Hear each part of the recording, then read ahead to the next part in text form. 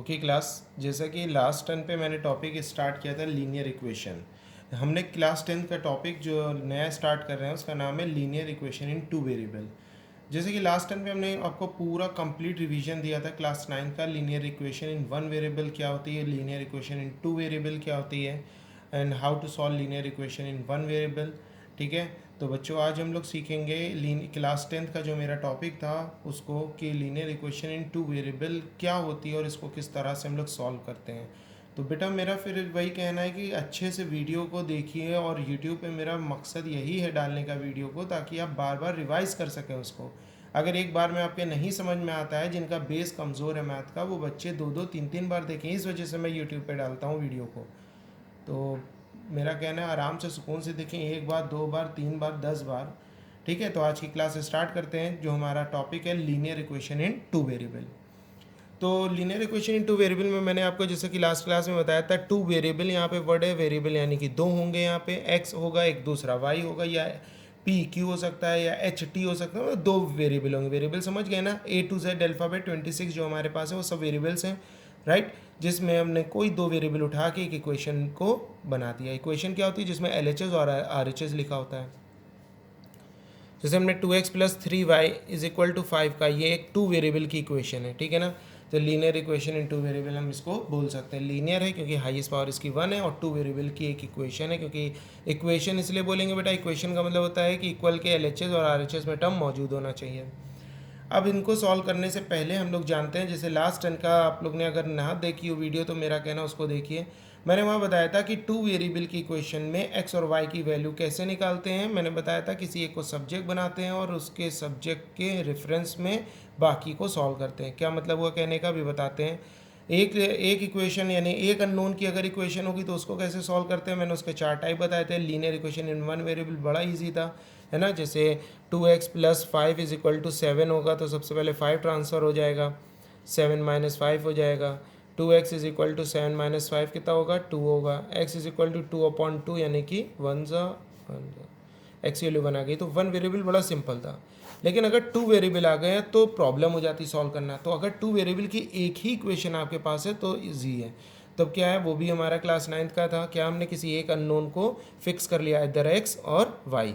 अब आपकी मर्जी, वो चाहे जिसको करो, in one equation, only one equation. A linear equation two variable की एक इक्वेशन, ये पूरी एक इक्वेशन है ना। ठीक, ध्यान रखना मेरी बात को, मार्क माई वर्ड। मैंने कहा linear equation in two variable की एक इक्वेशन होगी तो सिर्फ एक इक्वेशन को सॉल्व कराएगा, तो हम लोग बॉक्स मेथड का यूज़ करेंगे ऐसे, है ना। ये वाला मेथड यूज़ करते थे, लेकिन उससे पहले हम लोग इसमें एक को फिक्स करते थे, एक्स और वाई। अब आप डिसाइड करो, सपोज करो एक्स को फिक्स कर लिया हमने, तो 2x plus 3y is equal to 5। Question note किया, एक्स को फिक्स किया तो वही एक्स वाले पूरे टर्म को रोकेंगे और पूरे एक्स के साथ जो बचा होगा वो उधर ट्रांसफ़र कर देंगे, यानी 5 माइनस 3y। फिर x इज इक्वल टू कितना हो जाएगा? 5 माइनस 3y/2। मतलब समझ रहे हो ना, हमने x की वैल्यू निकाली in the term of y। अब हम लोग बॉक्स बनाएंगे अपना, और उस बॉक्स के अंदर हम लोग x और y को लिखेंगे। याद रखना, जब एक इक्वेशन दी हो दो वेरिएबल की तो इसी तरह से सॉल्व करते हैं एक इक्वेशन। अगर दो इक्वेशन दी गई होंगी दो वेरिएबल की तो उसको सॉल्व करने के लिए हमारे पास कई मेथड है, अभी धीमे धीमे वो भी बताते हैं। अब यहाँ पे क्या है, यहाँ पे देखो x के टर्म में तुमने x की वैल्यू निकाली in the term of y, x की वैल्यू निकाली in the term of y। x इधर अकेला है, बाकी सब इधर है, तो इसका मतलब x की वैल्यू निकली in the term of y। तो इसका मतलब y की वैल्यू अगर आप पुट करोगे तो x की वैल्यू निकलेगी, तो अपनी मर्जी से y की वैल्यू डालो, ठीक है ना। जो इधर होता है नोन, उसकी वैल्यू पुट होती है, और जिसको आपने फिक्स किया उसकी वैल्यू निकलती है। तो y की वैल्यू पुट करो, कुछ भी पुट करो, सपोज करो 0 पुट किया तो रफ में सॉल्व करो। 5 माइनस 3, y की जगह 0 पुट करो, अपॉन 2। 5 माइनस 3 0 0/2, 5 माइनस 0 5/2, तो 5/2 आ गई x की वैल्यू, 5/2 लिख दो, ठीक है ना। फिर y की वैल्यू -1 पुट किया, सपोज करो, कुछ भी पुट कर सकते हो, इधर इंटीजर ही पुट करना मेरा कहना है, लेकिन इंटीजर के अलावा भी पुट कर सकते हो, सॉरी, इंटीजर के अलावा भी पुट कर सकते हो, लेकिन मेरा कहना है अगर इंटीजर पुट करोगे तो बेहतर रहेगा। -1 पुट करते हैं तो 5 माइनस 3 तो एज इट इज़ रहेगा, y की जगह -1 आ गया अपॉन 2, ठीक है ना। 5 माइनस माइनस प्लस, 3 1 ज़ा 3/2, 5 3 8/2, 2 1 ज़ा 2 4 ज़ा 4 आ गया आंसर, ठीक है ना, एंड सो ऑन। इसी तरह से हम और बहुत सारी वैल्यूज़ निकाल सकते हैं। याद रखना है, ये क्या लिखा है, ये लिखा है मैंने एंड सो ऑन। ऐसे बहुत सारी वैल्यू हम लोग निकाल सकते हैं अपनी मर्जी से। y की वैल्यू याद रखना, आप y की वैल्यू पुट करने पे x की वैल्यू निकलेगी, क्योंकि आपने x को यहाँ पे सब्जेक्ट बनाया है, x को फिक्स किया है, राइट, y को नहीं। तो जिसको फिक्स किया उसकी वैल्यू निकलती है, और जिसकी वैल्यू निकलती है हम उसकी वैल्यू नहीं पुट करते हैं, राइट। तो दूसरे अननोन जो होगा उसकी वैल्यू अपनी मर्जी से पुट करेंगे। ये था लीनियर इक्वेशन टू वेरिएबल की, अगर एक इक्वेशन दी हो उसको कैसे सॉल्व करेंगे। अब बात आई बेटा कि इसका अगर हम लोग समझे मायना, तो ये मायना है कि इसका कि 2x + 3y = 5 नाम की जो इक्वेशन हमें दी थी उन्होंने, जिससे हमने इतने बहुत से x की वैल्यू y की वैल्यू निकाली, x और y की वैल्यू क्या आ गई, एक बार आई 5/2 और 0, यानी x की वैल्यू क्या आई, एक बार x की वैल्यू 5/2 आई और y की वैल्यू जब 0 थी, सेमीकोलन। फिर एक बार x की वैल्यू 4 है और y की वैल्यू क्या है उस समय -1। ये तो पूरा एक है ना आंसर, ये पूरा एक आंसर होगा ना, x और y दोनों नोन है ना। तो x की वैल्यू क्या होगी, y की वैल्यू क्या होगी, x की वैल्यू क्या होगी, y की वैल्यू क्या होगी, तो x की वैल्यू 5/2 तब y की वैल्यू 0, x की वैल्यू 4 तो y की वैल्यू -1, ऐसे करके बहुत सारे हैं। इसका ये मतलब है कि अगर हम x की वैल्यू 5/2 यहाँ पुट करें, y की वैल्यू 0 पुट करें, तो इक्वल में लिखा 5 आंसर आएगा। ये वेरीफाई है इसका, चाहो तो कर लो। 2 × x की जगह क्या पुट करो, 5/2 प्लस 3 × y की वैल्यू क्या थी, 0। जब 5/2 आई तो y की वैल्यू 0 थी ना, ये देखो y की वैल्यू जब 0 पुट करी तो 5/2 आई। तो सॉल्व करने में आंसर RHS का टर्म 5 आना चाहिए। चेक करते हैं, 2 1 2 1 कैंसिल हो गया, 5 + 3 0 0 5 आ रहा है। तो इसका मतलब अगर हम 4 और -1 पुट करेंगे तब भी 5 आएगा RHS का। याद रखना, जितनी भी वैल्यूज़ तुम इस तरीके से फाइंड करोगे ये डिब्बे वाले मेथड से, जितने भी y की वैल्यू पुट करके x की वैल्यू निकाल के जो सोल्यूशन x और y की वैल्यू निकालोगे, वो सारी वैल्यूज़ इस इक्वेशन को सेटिस्फाई करेगी, ये इक्वेशन। तो मैं एक्स वाई की वैल्यू यहाँ डालते जाना, हमेशा 5 आता जाएगा। तो इसका मतलब सर एक्स वाई की वो और कितनी वैल्यू हो सकती है, तो यहाँ पे क्या कहेंगे आंसर, इनफाइनाइट। इनफाइनाइट मतलब जिसकी कोई गिनती ना हो। एक्स वाई की तो बहुत सारी वैल्यूज़ हो सकती हैं, समझ में आया। अच्छा, अब हम अंदाजन ऐसे ही दे दें, कल सपोज करो हमने एग्जाम में क्वेश्चन दिया कि 2x + 3y = 5 है, और हमने कहा बताओ 1,2 क्या इसका सोल्यूशन होगा। 1,2 सोल्यूशन का क्या मतलब होता है, सोल्यूशन मतलब वही रूट्स, रूट सोल्यूशन का मतलब सेम होता है ना, मतलब ये है कि वो अगर उसमें डालें तो वो सेटिस्फाई करना चाहिए। देखो याद रखना मेरी बात को, अगर कभी भी कोई वैल्यू हम तुम्हें दे दें और कहें कि ये क्या इस इक्वेशन का सोल्यूशन है, तो आप क्या करना, उसके अननोन में उस वैल्यू को पुट करना। अगर RHS में लिखा हुआ टर्म आ जाता है तो yes it is a solution, otherwise no. तो यहाँ पे लिखा है 2x + 3y = 5। और हाँ, एक बात और ध्यान रखना, इक्वल में हमेशा कांस्टेंट होना चाहिए। अगर कांस्टेंट नहीं है तो सबसे पहले सारे अननोन को उठा के इधर ले आओ, LHS ऑन LHS साइड, और सारे नोन यानी कि कांस्टेंट नंबर्स को RHS में कर लो, ताकि ये स्टैंडर्ड फॉर्म बन जाए। ये बेटा स्टैंडर्ड फॉर्म है, ठीक है, linear equation in two variable की। तो मैंने बताया कि ये सोल्यूशन के टाइम पे ऐसा कर लेंगे। फिर हमने कहा 1,2 क्या इसके सोल्यूशन है, तो आपने कोऑर्डिनेट ज्योमेट्री पढ़ा है, ये पहला x का कोऑर्डिनेट होता है, दूसरा y का कोऑर्डिनेट होता है। तो उसका मतलब है x की वैल्यू हमारे पास कितनी है 1, और y की वैल्यू कितनी है हमारे पास 2। हम उठा के क्वेश्चन में पुट करेंगे और RHS का 5 आना चाहिए। अगर आ गया तो yes it is a solution, otherwise no.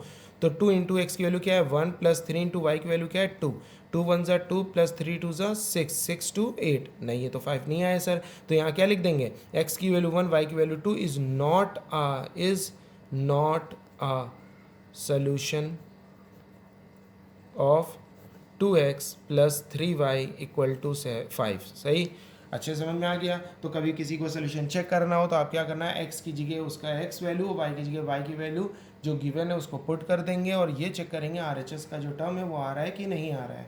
अगर आ रहा है तो yes it is a solution, otherwise no it is not a solution.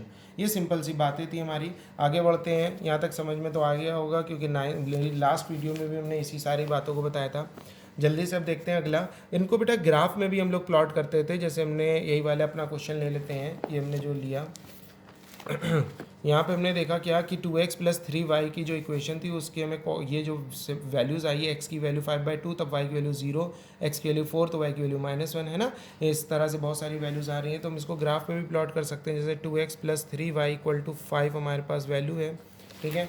हमसे क्लास 9 में भी कहता था ग्राफ में प्लॉट करो, तो ग्राफ में प्लॉट करने के लिए हम लोग क्या करते थे, सबसे पहले एक XY में किसी को फिक्स करते थे, जैसा पीछे किया हमने, = बाकी को उधर ट्रांसफ़र करते थे।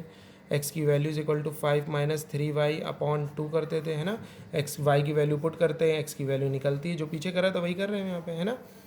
बस ग्राफ में प्लॉट करते टाइम थोड़ा सा अच्छी वैल्यूज़ ले लो तो बहुत बेहतर रहेगा। मतलब हमने y की वैल्यू ऐसी ली, जैसे y की वैल्यू हमने -1 लिया, तो x की वैल्यू कितनी आई थी, -1 लेने पे 4 आई थी कि नहीं आई थी, -1 लेने पे।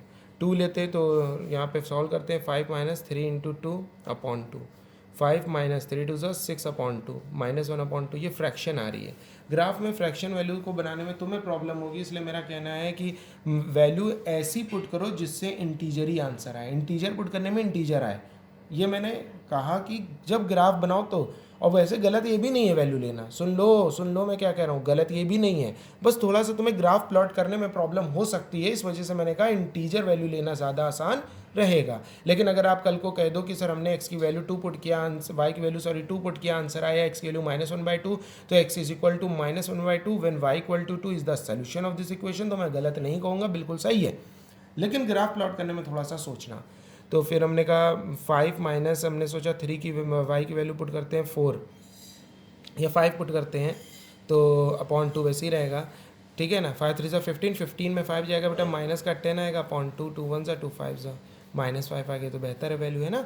तो यहाँ पे हम लोग क्या कहेंगे, जब y की वैल्यू हमने 5 पुट किया तो x की वैल्यू -5 आएगी, क्योंकि ये x के ऊपर है ना वैल्यू, ये x इज इक्वल टू है ना, और ये y था यहाँ पे, ये y की वैल्यू अपनी मर्जी से पुट की है। बस 2 कोऑर्डिनेट निकाल लिया, बहुत है। अब ग्राफ बनाते हैं। अगर ग्राफ आपको याद हो बेटा, तो हम लोग ग्राफ जब प्लॉट करते थे वो किस तरह से करते थे, ग्राफ पेपर पे। मेरे पास ग्राफ पेपर तो नहीं है, लेकिन एक छोटा सा टुकड़ा पड़ा था, मैं उसको दिखा देता हूँ। इस तरह से ग्राफ पेपर होता था, बड़ा सा, है ना। हम यहाँ पे थोड़ा सा आपको हिंट दे रहे हैं, ये जो डार्क लाइन होती थी, रुको मैं जूम कर दे रहा हूँ इसको,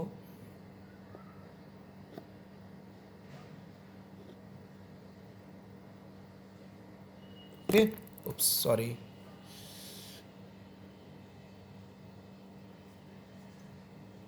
ये हमारे पास जो बेटा डार्क लाइंस होती थी, हम इन पे लाइन ड्रॉ करते थे स्केल से, राइट, ऐसे लाइन ड्रॉ करते थे। फिर एक अनदर लाइन पे लाइन ड्रॉ करते थे अपने ग्राफ पेज के हिसाब से कि हमारे पास नंबर आ जाएं, जैसे मिड पे खींचते थे, याद है ना, ये ले लिया। फिर ये हमारा 0 हो जाता था, यहाँ पे ये 1 होता था, राइट, ये 2 होता था, ये 3 होता था, ये 4 होता था, यहाँ पे +1 होता था, ये +2 होता था, ये +3 होता था, इधर -1 होता था, नीचे -1 होता था, इधर -2 होता था, है ना। ऐसे यहाँ पे -3 होता था।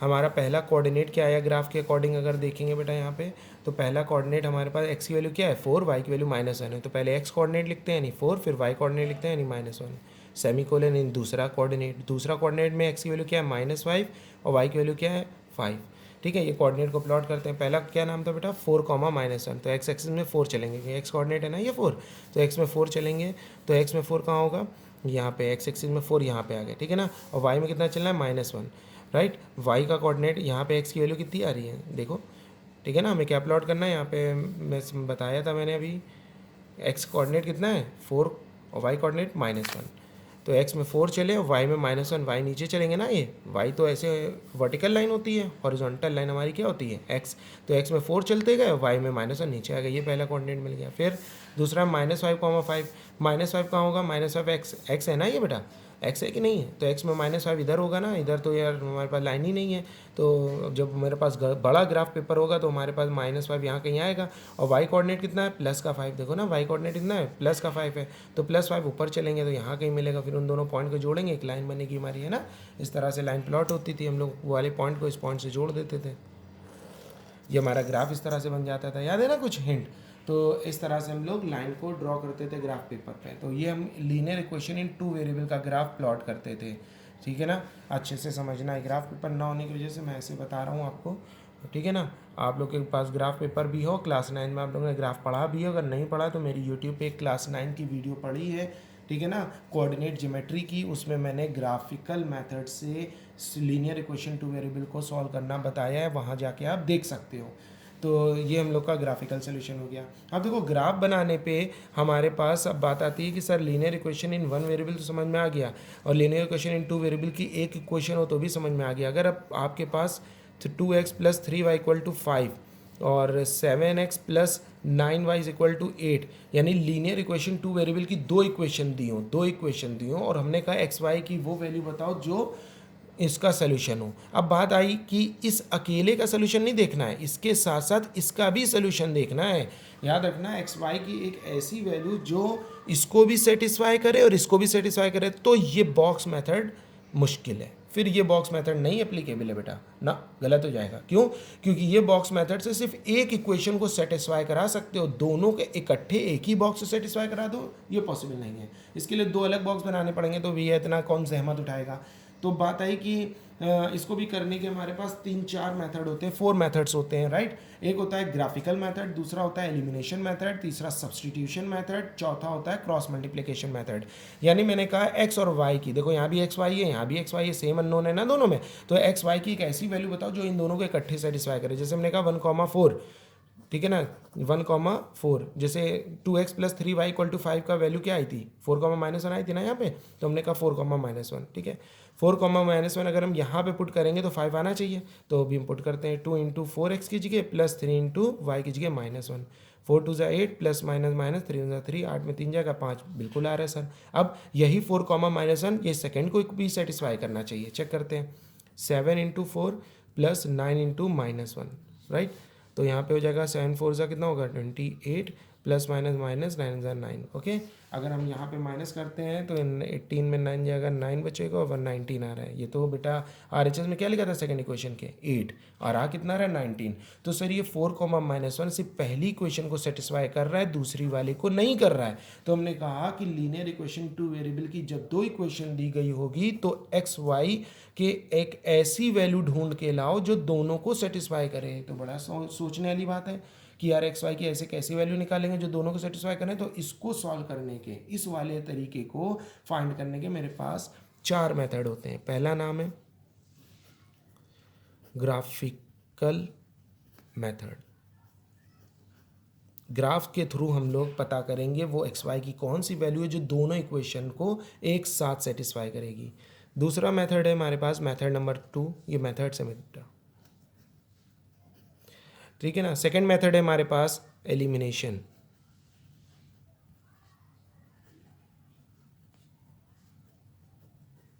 ठीक है। थर्ड मेथड है मेरे पास सब्स्टिट्यूशन,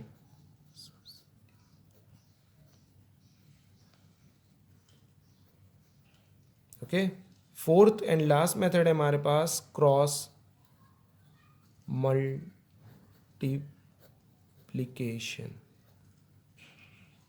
लिख लेना इसको।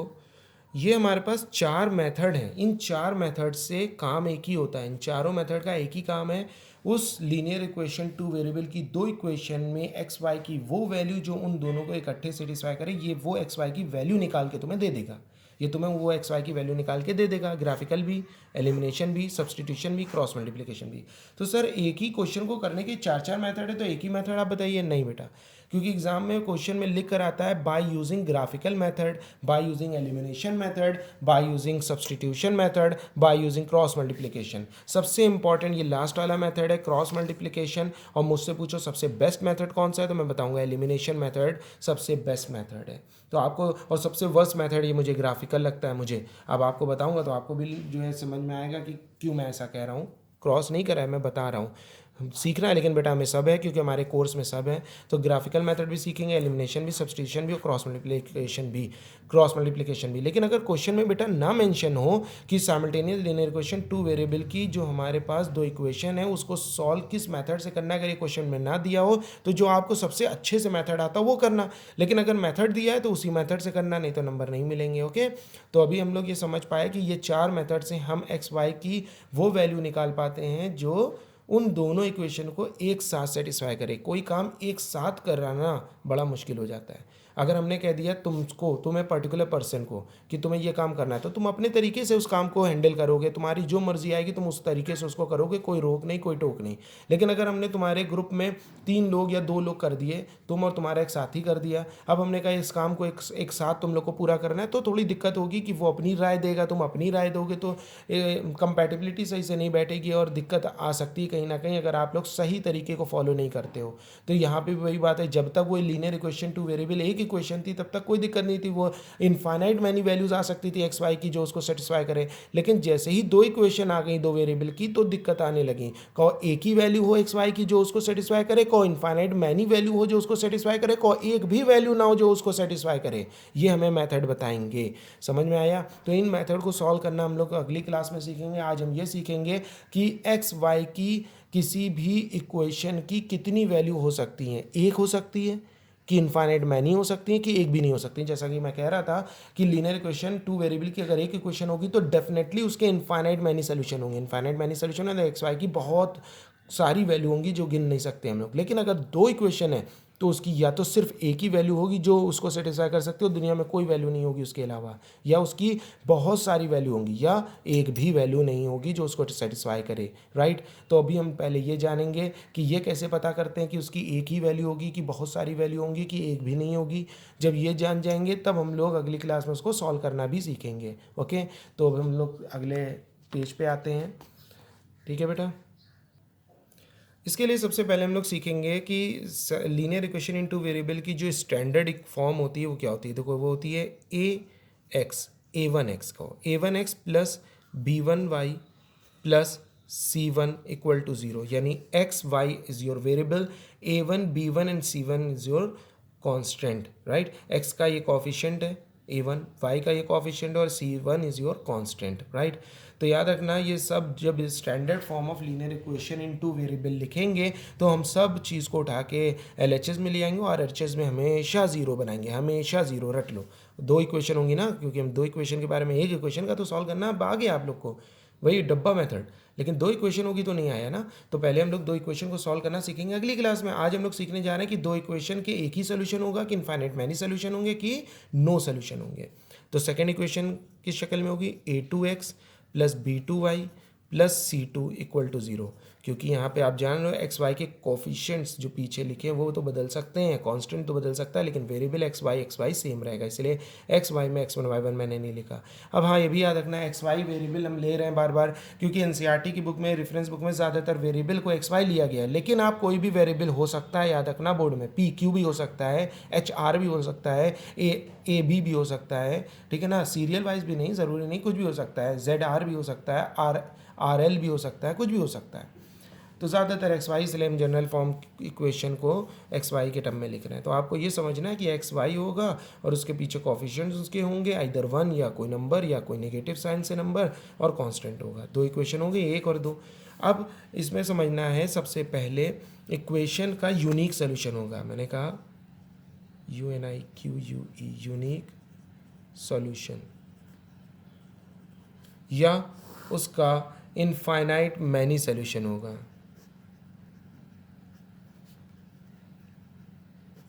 इनफाइनाइट मैनी सॉल्यूशन यानी कि बहुत सारे जिसको हम गिन ना सकें, या उसका जगह खत्म हो गई, नो सॉल्यूशन होगा। क्या होगा, नो सॉल्यूशन, राइट। या तो इसका यूनिक सोल्यूशन होगा मतलब सिर्फ एक, या इनफाइनाइट मैनी सोल्यूशन होगा यानी बहुत सारे जिसको गिन ही ना पाओ, या उसका नो सोल्यूशन होगा। अब ये पहचानेंगे कैसे सर? देखो बिना सॉल्व किए हम इसको बता सकते हैं, वो है तरीका हमारे पास, जो हमारे पास इक्वेशन है पहली वाली उसमें एक्स का कोफिशिएंट यानी a1 और नीचे वाली सेकेंड इक्वेशन में एक्स का कोफिशिएंट यानी a2 को डिवाइड करेंगे, और फिर इधर से y का कोफिशिएंट b1 और इधर से b2 को डिवाइड करेंगे, और उन दोनों का डिवीजन अगर आपस में बराबर नहीं आता है तो वो यूनिक सोल्यूशन हो जाएगा, याद रखना मेरी। और अगर इनफाइनाइट मैनी सोल्यूशन की बात करें तो a1 और सेकेंड इक्वेशन का a2 डिवाइड करने पे b1 सेकेंड वाली इक्वेशन में y का कोफिशिएंट अपॉन b2, यानी सेकेंड वाली इक्वेशन में y का कोफिशिएंट, फर्स्ट इक्वेशन में y का कोफिशिएंट b1 अपॉन b2 करो, और c1 यानी कॉन्स्टेंटों को डिवाइड करो, यानी विथ साइन लेना बेटा, a1 a2 b1 b2 c1 c2 सबके साइन के साथ डिवाइड करने में अगर तीनों बराबर आते हैं, ठीक है ना, तो ये क्या कहलाएगा, इनफाइनाइट मैनी सोल्यूशन। और नो सोल्यूशन का क्या मतलब है, a1 upon a2 is equal to b1 upon b2 but it is not equal to c1 upon c2, right. मैं मुंह से भी बोले दे रहा हूँ ताकि अगर ना समझ में आए तो समझ लो, a1 upon a2 is equal to b1 upon b2, यानी ये दोनों तो बराबर आएंगे लेकिन c1 अपॉन c2 बराबर नहीं आए तो उसका कोई भी सोल्यूशन नहीं हो सकता, यानी एक्स वाई की कोई वैल्यू नहीं होगी जो उसको इकट्ठे सेटिस्फाई करे दोनों इक्वेशन को। समझ में आया? हम एग्जाम्पल दे रहे हैं इसका। यूनिक सोल्यूशन का हमारे पास एग्जाम्पल है, जैसे हमने कहा x minus 2y equal to 0, और यहाँ पे एक इक्वेशन मैंने लिखी 3x plus 4y minus 20 equal to 0। याद रखना ये कंपेयरिंग वाला जो तरीका है कि बिना सॉल्व किए पहले से बता दो कि उसके यूनिक सोल्यूशन होंगे कि इनफाइनाइट मैनी, ये नो, तो उसके लिए LHS में सारी चीज़ को LHS में उठा के लाना, RHS में ऑलवेज 0 बनाना है। अब a1 की वैल्यू, a1 क्या होगा बेटा, पहली वाली इक्वेशन में x का कोफिशिएंट 1 है ना, तो a1 की वैल्यू 1 हो गई, पहली वाली इक्वेशन की सारी वैल्यूज़ को लिख लो, क्योंकि पहली वाली इक्वेशन के कोफिशिएंट को a1 b1 c1 जानते हैं। y का कोफिशिएंट क्या होगा b1, और b1 की वैल्यू -2 है, और c1 की वैल्यू क्या होगी, कुछ नहीं है तो 0 होगी। कांस्टेंट कहाँ है, चलो दूसरी इक्वेशन लिखते हैं। यहाँ पे a1 की वैल्यू सेकंड इक्वेशन में क्या है 3, कोफिशिएंट ऑफ x ना, y की वैल्यू b1 की b2 की वैल्यू, सॉरी यहाँ पे मैं गलत लिख गया, a2 होगा ना, सेकंड इक्वेशन है इसलिए a2 होगा कोफिशिएंट। और यहाँ पे y का कोफिशिएंट b2 कहलाता है, b2 की वैल्यू क्या होगी +4, और c2 की वैल्यू क्या होगी -20। फिर हम क्या करेंगे a1/a2 निकालेंगे, तो a1 की वैल्यू क्या है 1 और a2 की वैल्यू क्या है बेटा 3। फिर हम क्या निकालेंगे उधर से b1/b2, इसी तरह से निकालेंगे जैसे मैं निकाल रहा हूँ।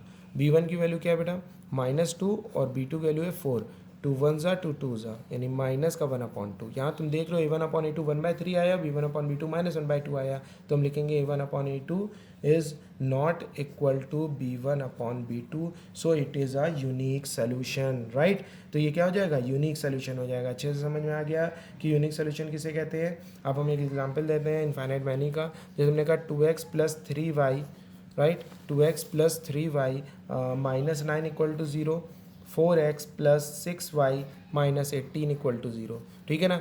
थोड़ा सा जल्दी से डायरेक्ट करते हैं। a1 की वैल्यू कितनी है 2, b1 की वैल्यू कितनी है बेटा 3, और c1 की वैल्यू कितनी है -9। इसी तरह से नीचे a2 की वैल्यू कितनी है 4, और b2 की वैल्यू कितनी है 6, और c2 की वैल्यू कितनी है -18। ओके, डिवाइड करते हैं, a1/a2 निकालते हैं बेटा, कितना आएगा 2/4, यानी कि 1 ज़ा 2 ज़ा 1/2 आ गया। इसी तरह से b1/b2 निकालते हैं हम लोग, तो b1/b2 हमारा कितना आएगा 3/6, 3 1 ज़ा 3 2 ज़ा, यानी 1/2, ये भी आ गया। इसी तरह से c1/c2 निकालते हैं, ये कितना होगा -9/-18, माइनस माइनस कैंसिल, 9 1 ज़ा 9 2 ज़ा 1/2, ये भी आ गया। तो हमने देखा क्या a1/a2 is equal to b1/b2 is equal to c1/c2, ये तीनों बराबर आ गए। तो इसका मतलब ये क्या होगा, इनफाइनाइट मैनी सोल्यूशन। तो हम लोग बिना इक्वेशन को सॉल्व के पहले ही से बता दे रहे हैं, इसके तो एक्स वाई की इतनी वैल्यू आएंगी कि गिन ही नहीं पाओगे। इसमें सिर्फ एक वैल्यू निकलेगी। इसमें अब देखते हैं इसका एग्जाम्पल। तो इसका एग्जाम्पल भी आप समझ रहे हो, ये खुद से आप सॉल्व करना, मैं क्वेश्चन दे रहा हूँ। x + 2y -4 इक्वल टू 0, और एक और equation 2x + 4y -12 equal to 0। ये आप सॉल्व करके मुझे बताना कि इसका नो सोल्यूशन आ भी रहा है कि नहीं, क्योंकि यहाँ पे आपको याद होगा a1/a2 b1/b2 बराबर होगा, लेकिन c1/c2 कांस्टेंट का डिवीजन बराबर नहीं होगा। तो आपने बिना सॉल्व किए समझ लिया। अब एक बात और समझो, अभी ये बात ख़त्म नहीं हुई है। अगर मैं अपनी यूनिक सोल्यूशन की जो दो इक्वेशन है उनका ग्राफ प्लॉट करूंगा, तो जाहिर सी बात है दो इक्वेशन होंगे तो दो ग्राफ बनेंगे, एक इक्वेशन का एक ग्राफ, दो इक्वेशन के दो ग्राफ, तीन के तीन ग्राफ। तो यूनिक सोल्यूशन का अगर मैं ग्राफ बनाऊंगा तो वो ग्राफ कुछ ऐसा बनेगा, दिख रहा है आपको, ऐसा बनेगा ग्राफ।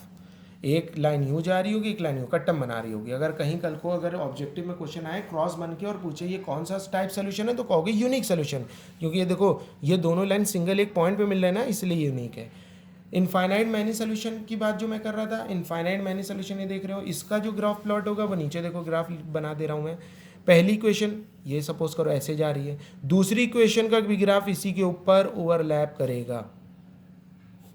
ओवरलैप नहीं कर रहा है, इसको काट दे रहा हूँ, अगली नीचे ग्राफ बनाता हूँ ऐसे।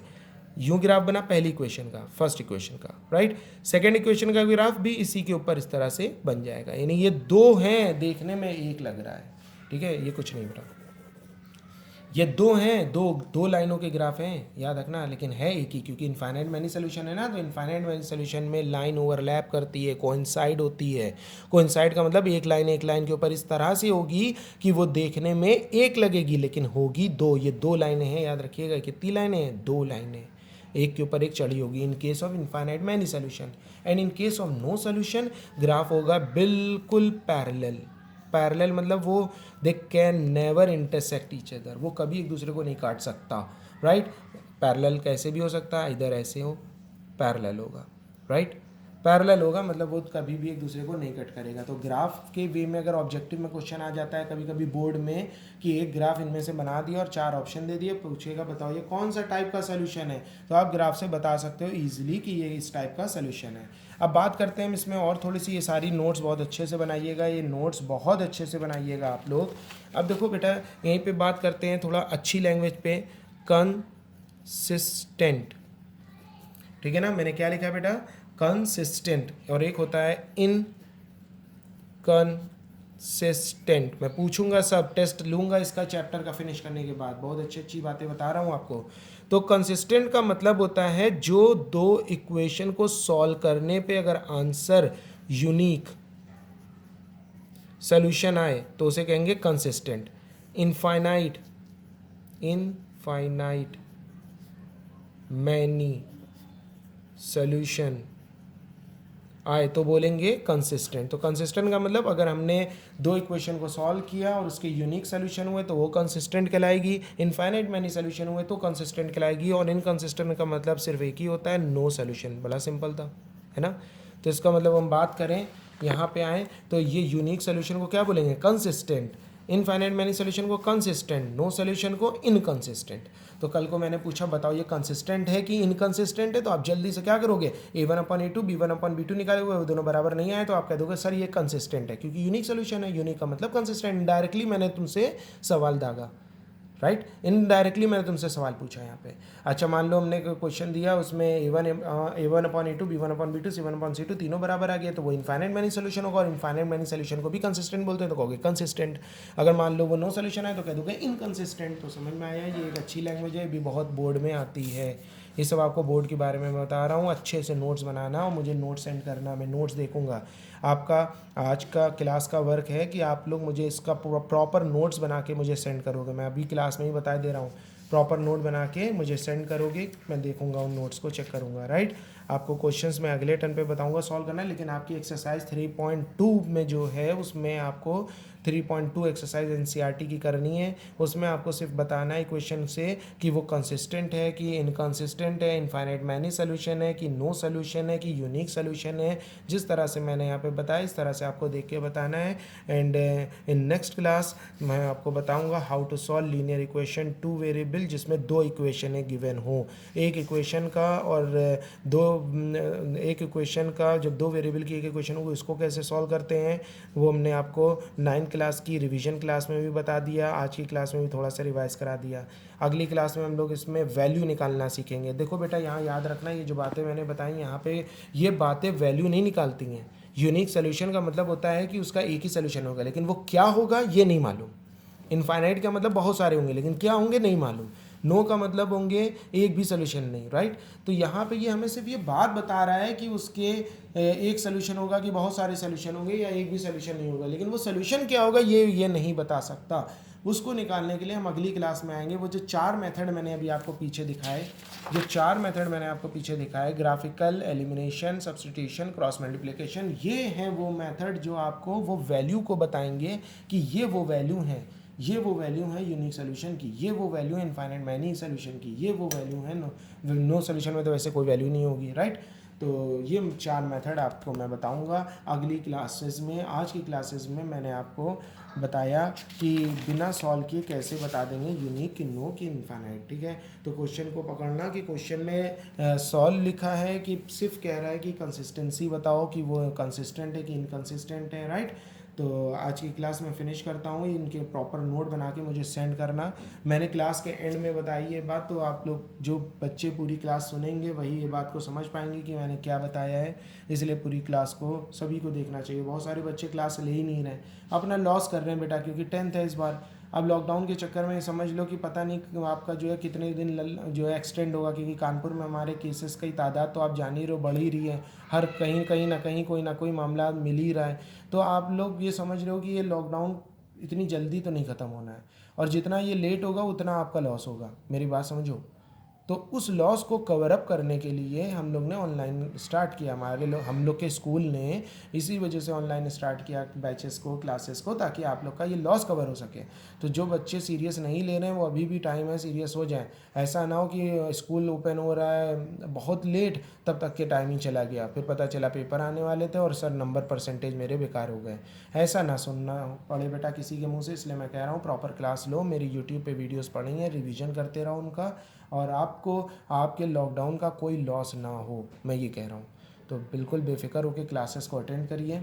आज की क्लास मैं यहीं फिनिश करता हूँ बेटा। Thank you.